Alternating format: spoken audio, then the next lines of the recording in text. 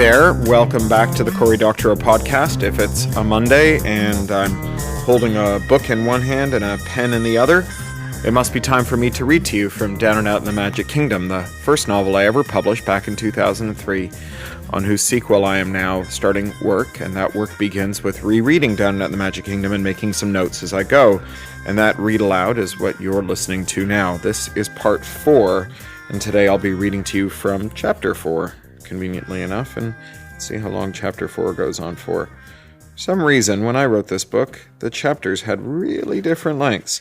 Chapter 4 is 23 pages. That's a good reading. I may just stick with chapter 4, unless chapter 5 turns out to be really short. No, chapter 5 is properly long. Okay, today you're going to hear chapter 4. And before you do, I'll tell you a little about what's going on in the week to come, and what I've been up to in the week gone by. So on Friday, this coming Friday, I'm going to be headed to Newcastle Maker Fair with my wife Alice. We're both speaking there. Alice is speaking on behalf of her company, Makey Lab, which does the Makey's 3D printed dolls, which are coming along great guns and doing really well on the business and investment front, as well as the creative front.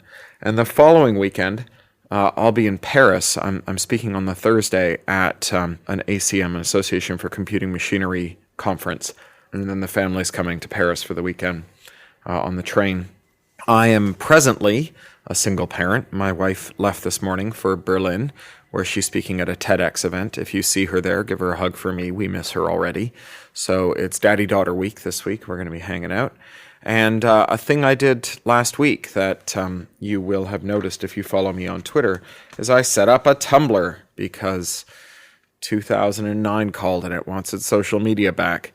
But I've been having fun tumbling. It's nice to do something a little more lightweight than blogging, but a little less lightweight than tweeting. It's a nice middle ground. I'm quite enjoying it. And it's hooked up to my Twitter feed. So if you read me on Twitter, you'll see it there. So apart from that, not much to say. I guess it's time to do some reading. Here, without any more delay, is Chapter 4 of Down and Out in the Magic Kingdom. One night in the Hall of Presidents convinced me of 3 things. 1. That Deborah's people had had me killed, and screw their alibis. 2. That they would kill me again when the time came for them to make a play for the Haunted Mansion. And 3. That our only hope for saving the mansion was a preemptive strike against them. We had to hit them hard where it hurt. Dan and I had been treated to 8 hours of insectile precision in the Hall of Presidents, Deborah's people working with effortless cooperation born of the adversity they'd faced in Beijing. Deborah moved from team to team, making suggestions with body language as much as with words, leaving bursts of inspired activity in her wake. It was that decision that convinced me of point 1. Any ad hoc this tight could pull off anything if it advanced their agenda. Ad hoc? Hell, call them what they were, an army. Point 2 came to me when I sampled the Lincoln build that Tim had finished at about 3 a.m. after an intensive consultation with Deborah. The mark of a great ride is that it gets better the second time around, as the detail and flourishes start to impinge on your consciousness. The mansion was full of little gimcracks and sly nods that snuck into your experience on each successive ride.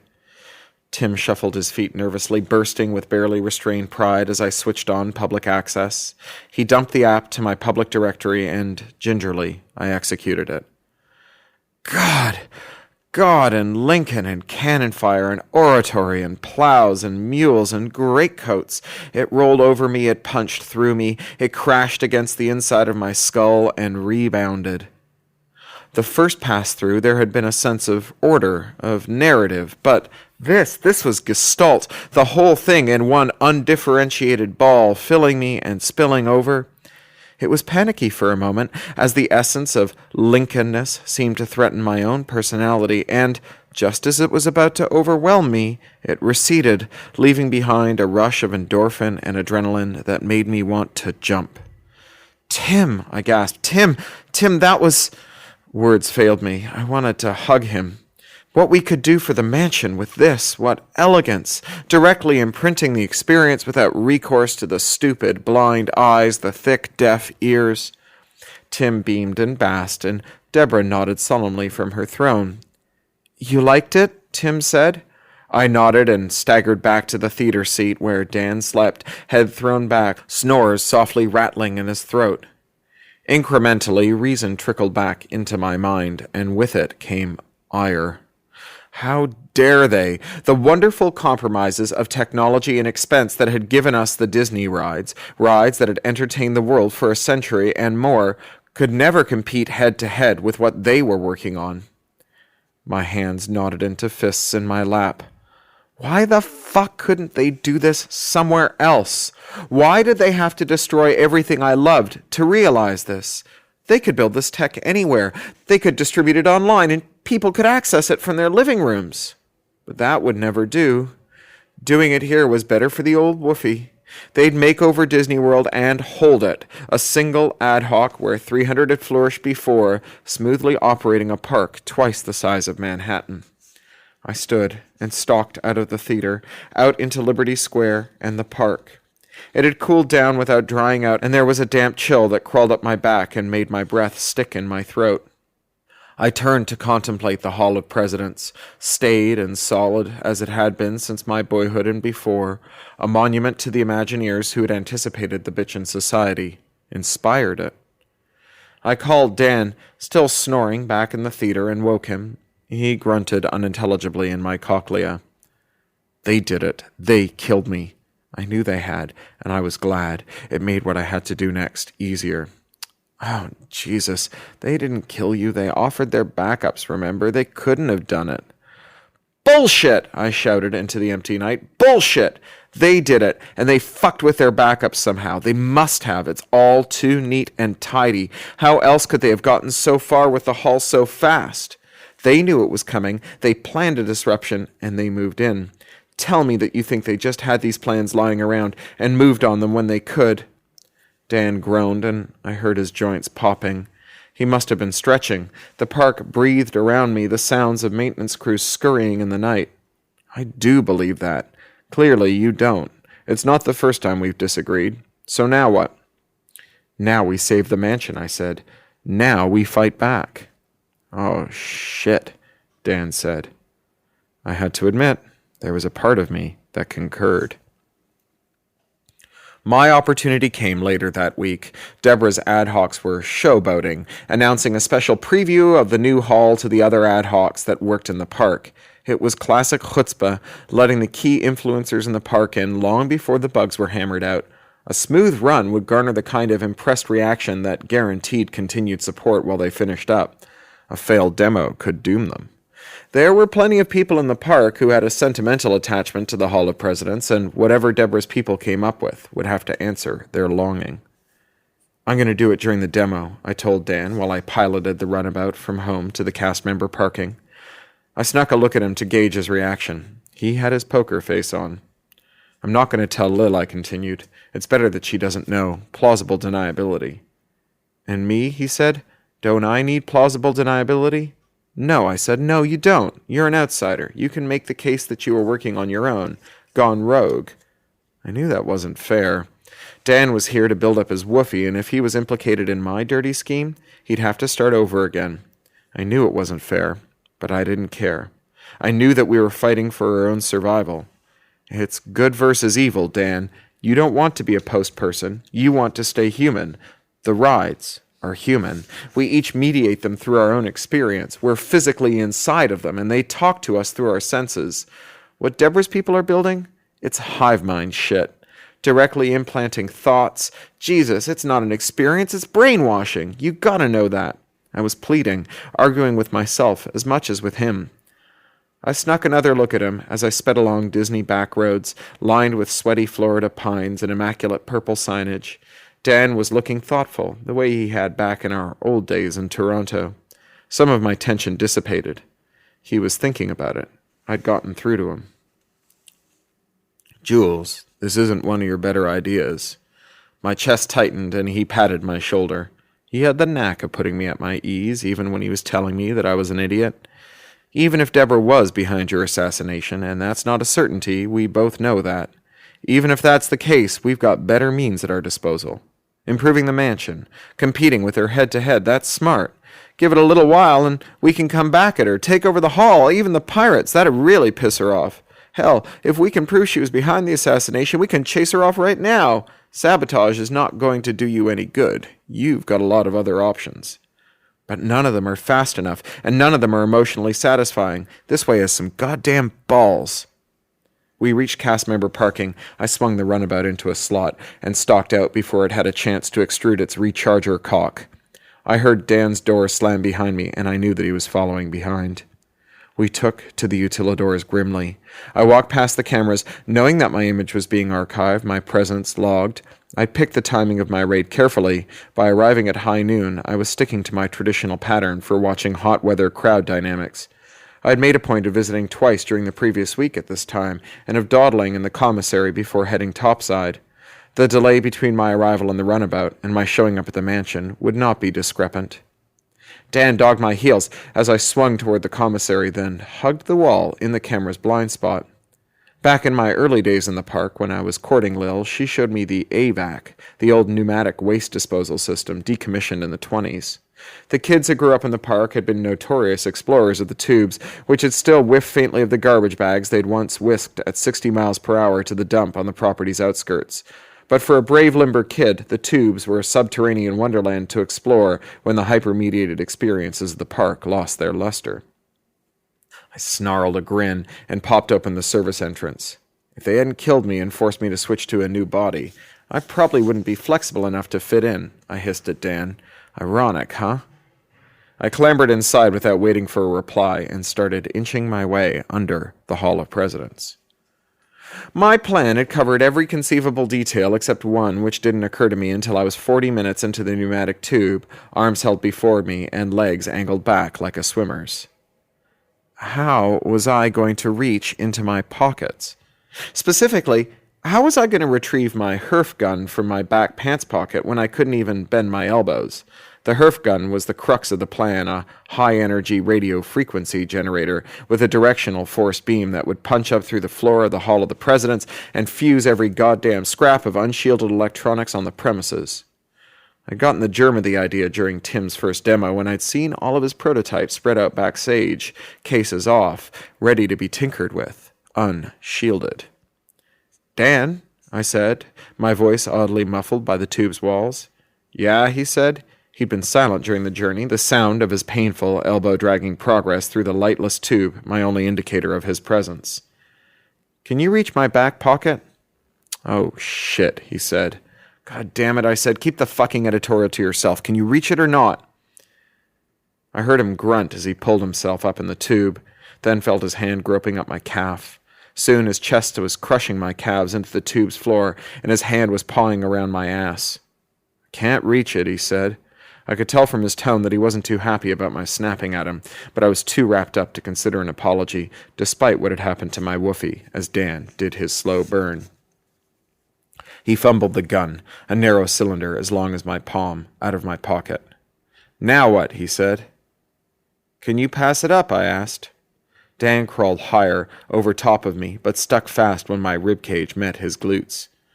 I can't get any further, he said. Fine, I said. You'll have to fire it then. I held my breath.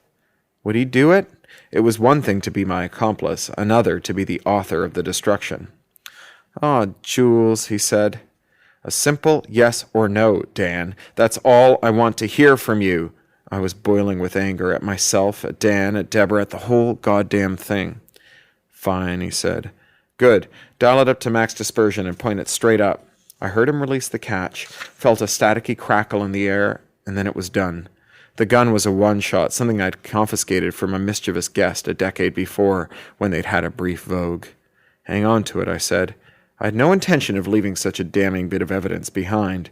I resumed my belly crawl forward to the next service hatch, near the parking lot, where I'd stashed an identical change of clothes for both of us. We made it back just as the demo was getting underway. Deborah's ad hocs were ranged around the mezzanine inside the Hall of Presidents, a collection of influential cast members from other ad hocs filling the pre-show area to capacity. Dan and I filed in just as Tim was stringing the velvet rope up behind the crowd. He gave me a genuine smile and shook my hand, and I smiled back, full of good feelings, now that I knew that he was going down in flames. I found Lil and slipped my hand into hers as we filed into the auditorium, which had the new car smell of rug shampoo and fresh electronics. We took our seats, and I bounced my leg nervously, compulsively, while Deborah, dressed in Lincoln's coat and stovepipe, delivered a short speech. There was some kind of broadcast rig mounted over the stage now, something to allow them to beam us all their app in one humongous burst. Deborah finished up and stepped off the stage to a polite round of applause, and they started their demo.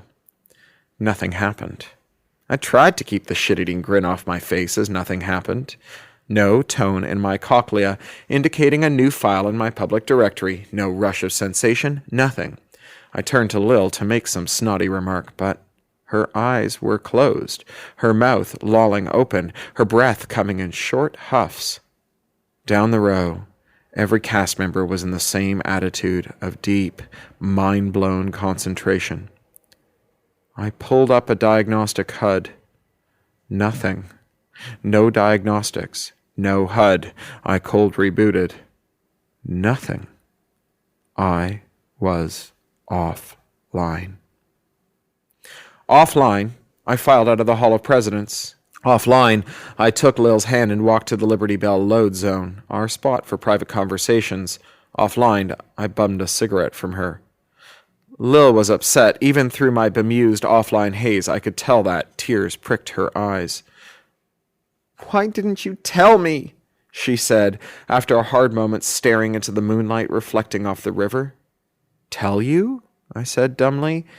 "They're really good. They're better than good. They're better than us. Oh, God." Offline, I couldn't find stats or signals to help me discuss the matter. Offline, I tried it without help. I don't think so. I don't think they've got soul. I don't think they've got history. I don't think they've got any kind of connection to the past. The world grew up in the Disneys. They visit this place for continuity as much as entertainment. We'll provide that. I'm offline, and they're not. What the hell happened? It'll be okay, Lil. There's nothing in that place that's better than us. Different and new, but not better. You know that. You spent more time in the mansion than anyone. You know how much refinement, how much work there is in there. How can something they whipped up in a couple weeks possibly be better than this thing we've been maintaining for all these years? She ground the back of her sleeve against her eyes and smiled. "Sorry," she said. Her nose was red, her eyes puffy, her freckles livid over the flush of her cheeks. "Sorry, it's just shocking. Maybe you're right, and even if you're not right, hey, that's the whole point of a meritocracy, right? The best stuff survives, everyone else gets supplanted." "Oh shit, I hate how I look when I cry," she said. "Let's go congratulate them." As I took her hand, I was obscenely pleased with myself for having improved her mood, without artificial assistance. Dan was nowhere to be seen, as Lil and I mounted the stage of the hall where Deborah's ad hocs and a knot of well-wishers were celebrating by passing a rock around. Deborah had lost the tailcoat and the hat, and was in an extreme state of relaxation, arms around the shoulders of two of her cronies, pipe between her teeth. She grinned around the pipe as Lil and I stumbled through some insincere compliments and nodded and toked heavily while Tim applied the torch to the bowl. "Thanks," she said laconically. It was a team effort. She hugged her cronies to her, almost knocking their heads together. Lil said, "What's your timeline then?" Deborah started unreeling a long spiel about critical paths, milestones, requirements, meetings, and I tuned her out. Ad hocs were crazy for that process stuff. I stared at my feet, at the floorboards, and realized they weren't floorboards at all, but faux finish painted over a copper mesh. A Faraday cage. That's why the Herf gun hadn't done anything. That's why they'd been so casual about working with the shielding off their computers. With my eye, I followed the copper shielding around the entire stage and up the walls where it disappeared into the ceiling. Once again, I was struck by the evolvedness of Deborah's ad hocs, how their trial by fire had armored them against the kind of Bush League jiggery-pokery that the fuzzy bunnies in Florida, myself included, came up with. For instance, I didn't think there was a single cast member in the park, outside of Deb's clique, that had the stones to stage an assassination. Once I'd made that leap, I realized it was only a matter of time until they staged another one, and another, and another. Whatever they could get away with. Deborah's spiel finally wound down, and Lil and I headed away. I stopped in front of the backup terminal in the gateway between Liberty Square and Fantasyland. "When was the last time you backed up?" I asked her. If they could go after me, they might go after any of us. "Yesterday," she said. She exuded bone weariness at me, looking more like an over-mediated guest than a tireless cast member. "Let's run another backup, huh? We should really back up at night and at lunchtime. With things the way they are, we can't afford to lose an afternoon's work, much less a week." Lil rolled her eyes. I knew better than to argue with her when she was tired, but this was too crucial to set aside for petulance. "You can back up that often if you want to, Julius, but don't tell me how to live my life, okay? Come on, Lil. It only takes a minute, and it'd make me feel a lot better. Please?" I hated the whine in my voice. "No, Julius. No. Let's go home and get some sleep. I want to do some work on new merch for the mansion. Some collectible stuff, maybe." "For Christ's sake, is it really so much to ask? Fine. Wait while I back up, okay then?" Lil groaned and glared at me. I approached the terminal and cued a backup. Nothing happened. Oh yeah, right. I was offline. A cool sweat broke out all over my new body. Lil grabbed the couch as soon as we got in, mumbling something about wanting to work on some revised merch idea she'd had. I glared at her as she sub-vocalized and air-typed in the corner, shut away from me. I hadn't told her that I was offline yet. It just seemed like insignificant personal bitching relative to the crises she was coping with. Besides, I'd been knocked offline before, though not in 50 years, and often as not, the system righted itself after a good night's sleep. I could visit the doctor in the morning if things were still screwy. So I crawled into bed, and when my bladder woke me in the night, I had to go to the kitchen to consult our old starburst clock to get the time. It was 3 a.m., and when the hell had we expunged the house of all timepieces anyway? Lil was sacked out on the couch and complained feebly when I tried to rouse her, so I covered her with a blanket and went back to bed, alone. I woke disoriented and crabby without my customary morning jolt of endorphin. Vivid dreams of death and destruction slipped away as I sat up. I preferred to let my subconscious do its own thing, so I'd long ago programmed my systems to keep me asleep during REM cycles, except in emergencies. The dream left a foul taste in my mouth, and I staggered into the kitchen where Lil was fixing coffee. "Why didn't you wake me up last night? I'm one big ache from sleeping on the couch," Lil said as I stumbled in. She had the perky, jaunty quality of someone who could instruct her nervous system to manufacture endorphin and adrenaline at will. I felt like punching the wall. "You wouldn't get up," I said, and slopped coffee in the general direction of a mug, then scalded my tongue with it. "Why are you up so late? I was hoping you could cover a shift for me. The merch ideas are really coming together, and I wanted to hit the Imagineering shop, try some prototyping." "Can't." I foraged a slice of bread with cheese and noticed a crumbly plate in the sink. Dan had already eaten and gone, apparently. "Really?" she said, and my blood started to boil in earnest. I slammed Dan's plate into the dishwasher and shoved bread into my maw. "Yes, really, it's your shift. Fucking work it or call in sick." Lil reeled. Normally, I was the soul of sweetness in the morning, when I was hormonally enhanced anyway. "What's wrong, honey?" she said, going into helpful cast member mode. Now I wanted to hit something besides the wall. "Just leave me alone, all right? Go fiddle with fucking merch. I've got real work to do. In case you haven't noticed, Deborah's about to eat you and your little band of plucky adventurers and pick her teeth with the bones. For God's sake, Lil, don't you ever get fucking angry about anything? Don't you have any goddamn passion?" Lil whitened, and I felt a sinking feeling in my gut. It was the worst thing I could possibly have said. Lil and I had met 3 years before at a barbecue that some friends of her parents threw, a kind of cast member mixer. She'd been just 19 then, apparent and real, and had a bubbly, flirty vibe that made me dismiss her at first as just another airhead cast member. Her parents, Tom and Rita, on the other hand, were fascinating people, members of the original ad hoc that had seized power in Walt Disney World, wresting control from a gang of wealthy former shareholders who'd been operating it as their private preserve. Rita was a parent 20 or so, but she radiated a maturity and a fiery devotion to the park that threw her daughter's superficiality into sharp relief. They throbbed with Woofy. Woofy beyond measure, beyond use. In a world where even a zeroed-out Woofy loser could eat, sleep, and travel and access the net without hassle, their wealth was more than sufficient to repeatedly access the piffling few scarce things left on Earth over and over. The conversation turned to the first day when she and her pals had used a cutting torch on the turnstiles and poured in, wearing homemade costumes and name tags. They infiltrated the shop, the control centers, the rides, first by the 100, then, as the hot July day ticked by the 1,000. The shareholders' lackeys, who worked the park for the chance to be a part of the magic, even if they had no control over the management decisions, put up a token resistance. Before the day was out, though, the majority had thrown in their lots with the raiders, handing over security codes and pitching in. But we knew the shareholders wouldn't give in as easy as that, Lil's mother said, sipping her lemonade. We kept the park running 24/7 for the next 2 weeks, never giving the shareholders a chance to fight back without doing it in front of the guests. We prearranged with a couple of airline ad hocs to add extra routes to Orlando, and the guests came pouring in. She smiled, remembering the moment, and her features in repose were Lil's almost identically. It was only when she was talking that her face changed, muscles tugging it into an expression decades older than the face that bore it. I spent most of the time running the merch stand at Madame Leota's outside of the mansion, glad-handing the guests while hissing nasties back and forth with the shareholders who kept trying to shove me out. I slept in a sleeping bag on the floor of the utilidor with a couple of dozen others in 3 shifts. That was when I met this asshole. She chucked her husband on the shoulder. He got the wrong sleeping bag by mistake. It wouldn't budge when I came down to crash. I just crawled in next to him, and the rest, as they say, is history. Lil rolled her eyes and made gagging noises. Jesus, Rita, no one needs to hear about that part of it. Tom patted her arm.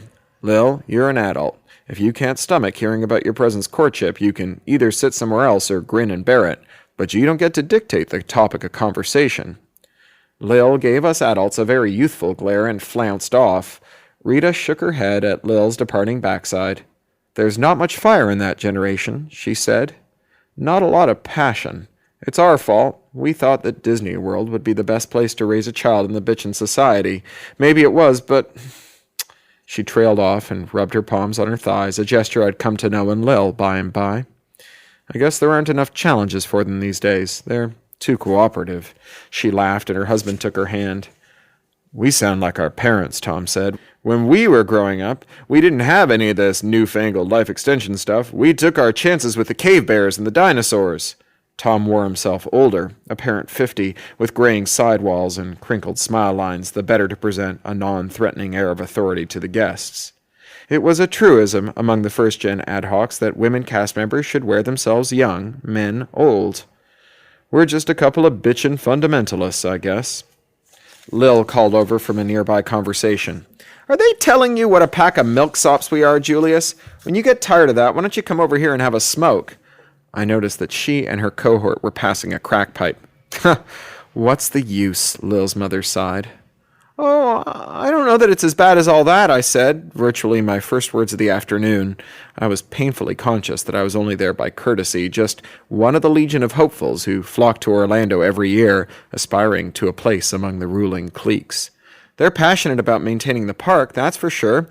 I made the mistake of lifting a queue gate at the Jungle Boat cruise last week, and I got a very earnest lecture about the smooth functioning of the park from a cast member who couldn't have been more than 18. I think that they don't have the passion for creating bitchinry that we have. They don't need it, but they got plenty of drive to maintain it. Lil's mother gave me a long, considering look that I didn't know what to make of. Couldn't tell if I had offended her or what. I mean, you can't be a revolutionary after the revolution, can you? Didn't we all struggle so that kids like Lil wouldn't have to? Funny you should say that, Tom said. He had the same considering look on his face. Just yesterday we were talking about the very same thing. We were talking... He drew a breath and looked askance at his wife, who nodded. About deadheading. For a while, anyway. See if things have changed in 50 or 100 years. I felt a kind of shameful disappointment. Why was I wasting my time schmoozing with these two, when they wouldn't be around when the time came to vote me in? I banished the thought as quickly as it came. I was talking to them because they were nice people. Not every conversation had to be strategically important. Really? Deadheading. I remembered that I thought of Dan then, about his views on the cowardice of deadheading, on the bravery of ending it when you found yourself obsolete. He'd comforted me once when my last living relative, my uncle, had opted to go to sleep for 3,000 years. My uncle had been born pre-bitchin' and had never quite gotten the hang of it. Still, he was my link to my family, to my first adulthood and my only childhood. Dan had taken me to Gananoque, and we'd spent the day bounding around the countryside on 7-league boots, sailing high over the lakes of the Thousand Islands and the crazy, fiery carpet of autumn leaves. We topped off the day at a dairy commune he knew, where they still made cheese from cow's milk, and there'd been 1,000 smells and bottles of strong cider, and a girl whose name I'd long forgotten, but whose exuberant laugh I'd remember forever. And it wasn't so important then, my uncle going to sleep for 3 millennia, because whatever happened, there were the leaves and the lakes and the crisp sunset, the color of blood, and the girl's laugh. Have you talked to Lil about it? Rita shook her head. It's just a thought, really. We don't want to worry her. She's not good with hard decisions. It's her generation. They changed the subject not long thereafter, and I sensed discomfort, knew that they had told me too much, more than they'd intended.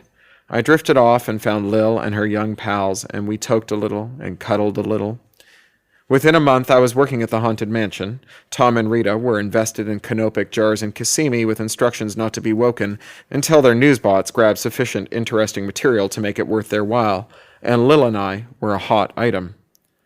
Lil didn't deal well with her parents' decision to deadhead. For her, it was a slap in the face, a reproach to her and her generation of twittering, Pollyannic cast members. For God's sake, Lil, don't you ever get fucking angry about anything? Don't you have any goddamn passion? The words were out of my mouth before I knew I was saying them, and Lil, 15% of my age, young enough to be my great-granddaughter, Lil, my lover and best friend and sponsor to the Liberty Square adhocracy, Lil turned white as a sheet, turned on her heel, and walked out of the kitchen. She got in her runabout and went to the park to take her shift. I went back to bed and stared at the ceiling fan as it made its lazy turns and felt like shit. Well, all right then. I hope I'll see you in Newcastle at Maker Faire. Otherwise, I'll talk to you on Monday. Bye. You've been listening to the Cory Doctorow podcast. This recording is licensed under a Creative Commons Attribution Non-Commercial Share-alike 3.0 license. Or as Woody Guthrie once put it, this song is copyrighted in the U.S. under seal of copyright number 154085 for a period of 28 years, and anyone caught singing it without permission will be a mighty good friend of ours, because we don't give a darn. Publish it, write it, sing it, swing to it, yodel it, we wrote it, that's all we wanted to do. Thanks to John Taylor Williams for mastering. That's rynexstudio@gmail.com. John Taylor Williams is an audiovisual and multimedia producer in Washington, D.C., and the co-host of the Living Proof Brewcast. Hear him wax poetic over a pint or two of beer by visiting hot://livingproofbrewcast.com. In his free time, he makes beer jewelry and odd musical furniture. He often meditates while reading cookbooks. Excelsior!